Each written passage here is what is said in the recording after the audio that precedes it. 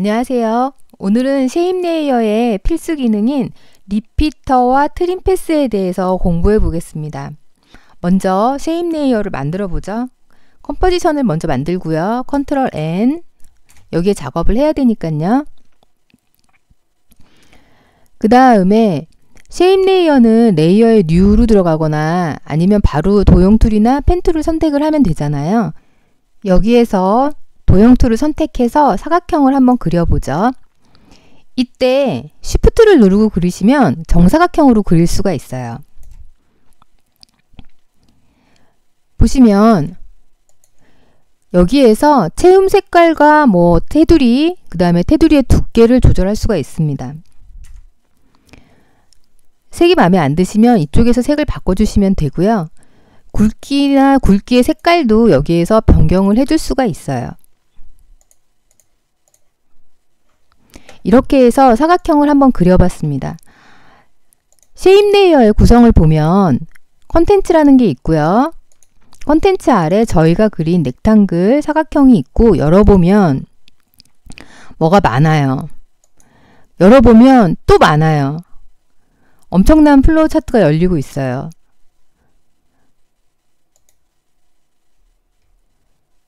자, 이거는 자세히 한번 뜯어보기 위해서 조금 이따가 설명을 드리고요. 그럼 이렇게 만든 도형을 가지고 뭘 하느냐, 회전을 시켜볼까요?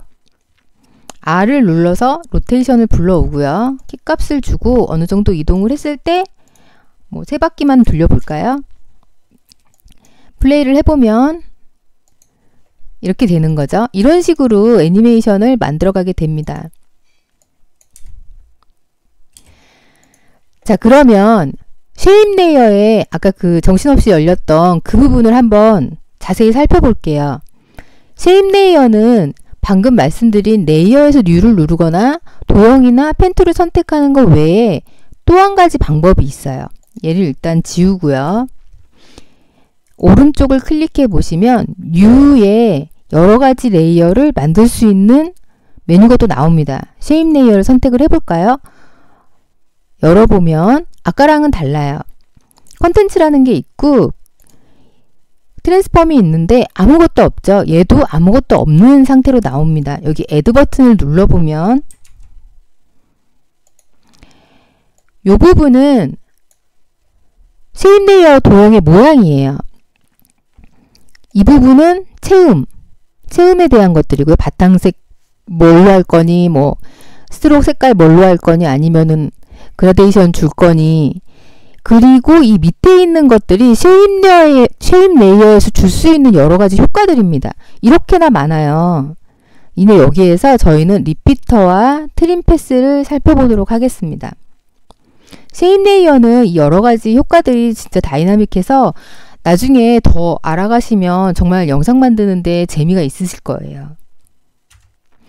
먼저 동그라미를 하나 그려볼게요. 애드 버튼을 눌러서 엘립스 열어보면 사이즈와 포지션 밖에 없어요. 색도 없고 외곽선도 없네요. 그럼 여기에서 P를 선택을 해주고요.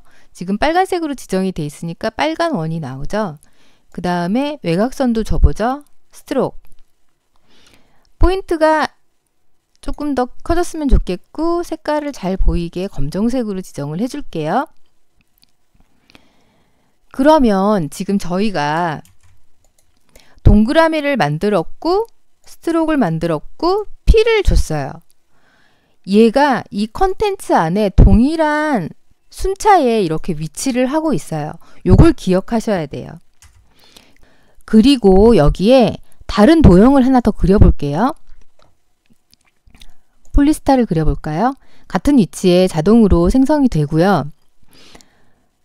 폴리스타 패스 1이라고 되어 있는데 이름을 좀 바꿔볼게요. 헷갈리니까 선택을 하고 엔터를 치면 이름을 다르게 지정을 할 수가 있어요. 별, 엘립스는 엔터 치고 동그라미,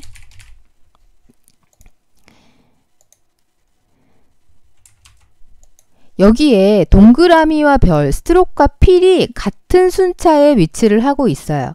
이거는 이 스트로크와 필을 별과 동그라미가 나눠 쓰고 있다는 이야기거든요. 여기서부터 그룹의 개념이 들어갑니다. 열어보면 동그라미 사이즈와 포지션이 있죠. 별에도 별이라서 뭐가 많네요. 일단 다 무시하고요. 별에도 포지션 값이 있어요. 로테이션도 있고. 그려지는 도형마다 나타나는 하위 메뉴가 조금씩 다른데요. 이 포지션 값이 있다는 거는 각각의 위치 값을 가져갈 수 있다는 거잖아요. 동그라미를 한번 위치를 바꿔볼게요. 이 하위로 들어가 있는 메뉴들은 별개로 줄 수가 있지만 이렇게 스트로크 필처럼 나눠 쓰고 있는 것들은 같은 속성을 가지게 됩니다. 이때 나는 별하고 동그라미를 다른 색깔을 주고 싶고 다른 걸 좀 하고 싶다. 이럴 때 쓰는 게 그룹이에요. 동그라미와 스트로크와 P를 그룹으로 한번 묶어봐 줄게요. 컨트롤 G. 그랬더니 별의 색깔이나 외곽선이 사라져 버렸어요. 그거는 이 그룹원, 동그라미하고 스트로크하고 필이 같은 순차 안에 들어가 있기 때문에 이 상위 순차에는 영향을 줄 수가 없어요. 그래서 별에는 따로 넣어보겠습니다. add에서 다시 이거는 몇 번이나 다 갖고 올 수 있으니까요. P를 넣고 그 다음에 add를 눌러서 또 스트로크를 넣고 별과 방금 만든 스트로크와 P를 그룹으로 다시 묶어주겠습니다. 컨트롤 G 해서 얘를 조금 다른 색깔로 표시나게 바꿔볼게요. 포인트도 좀 늘리고 그 다음에 필 색깔을 연두로 할까요? 이랬더니 아까랑은 다르게 각각의 색깔과 외곽선을 각각 다른 성격으로 줄 수가 있게 됐어요. 이런 식으로 체인 레이어 안에 있는 도형들을 컨트롤하게 됩니다. 그런데 만들어서 뭐 하고 그룹 넣고 나 이거 너무 귀찮아 이럴 때는 아예 처음부터 그룹으로 가셔도 돼요. 여기 제일 위에 그룹 있죠?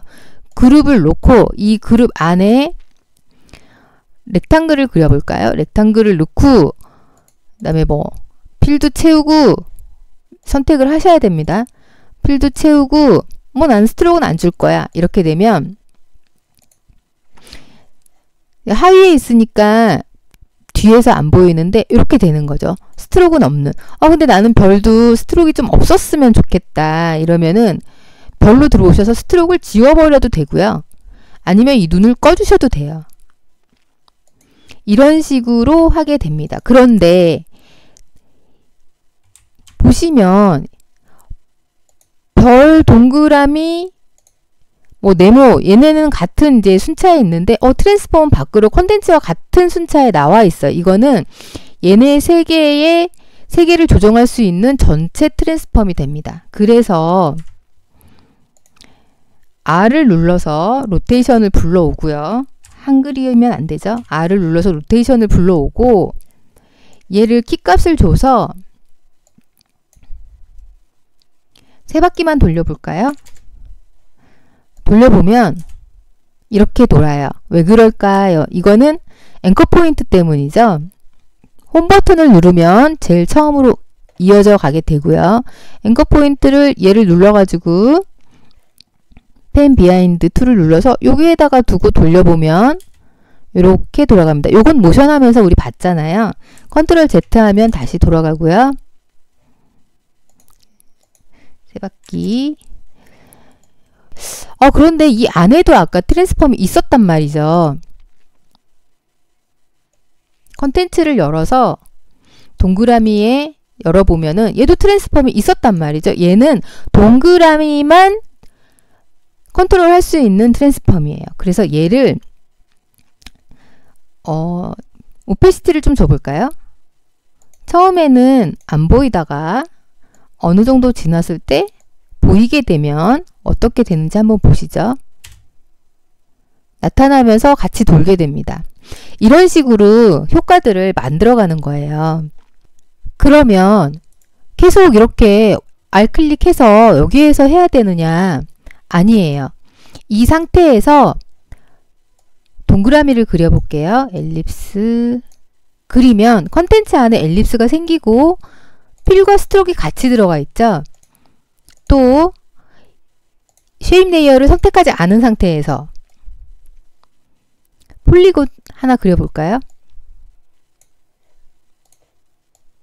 이렇게 되면 레이어가 두 개가 생겼어요. 그리고 컨트롤 D 하면 레이어가 한 개 복사가 됐습니다. 이런 식으로 쓸 수도 있고, 또 만들어진 거에서 이 안에 컨텐츠 안에서 내가 하나 더 추가를 해볼까? 이러면서 이렇게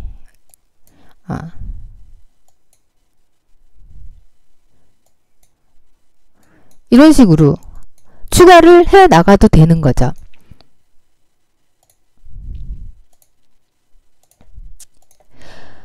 단축키를 좀 정리해 보면은요, 쉐입 레이어 안에 도형들 그룹으로 묶는 거는 컨트롤 G, 그다음에 레이어 복사하기는 컨트롤 D. 단축키는 항상 말씀드리지만 외워두시면 너무 좋아요.